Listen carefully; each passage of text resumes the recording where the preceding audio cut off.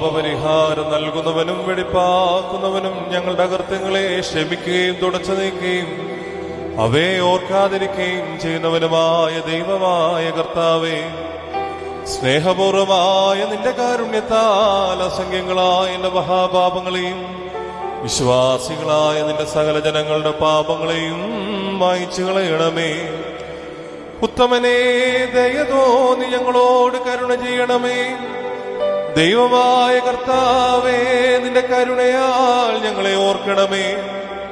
എന്റെ കർത്താവേ, നിന്റെ മഹാകരുണയാൽ തന്നെ ഞങ്ങളുടെ മാതാപിതാക്കളുടെയും സഹോദരീ സഹോദരങ്ങളുടെയും നേതാക്കന്മാരുടെയും ഗുരുക്കന്മാരുടെയും വാങ്ങിപ്പോയവരുടെയും മഹത്വമുള്ള നിന്റെ വിശുദ്ധ സഭയുടെ മക്കളായ വിശ്വാസികളായ സകല വാങ്ങിപ്പോയവരുടെയും ആത്മാക്കളെയും നീ ഓർത്തുകൊള്ളണമേ.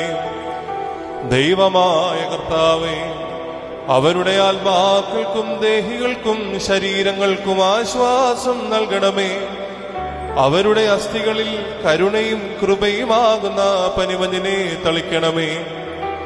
കർത്താവും മഹത്വത്തിന്റെ നാഥനുമായ മശിഹാ രാജാവേ, ഞങ്ങൾക്കും അവർക്കും നീ വിമോചകനും വിമോചനവും ആയിരിക്കണമേ.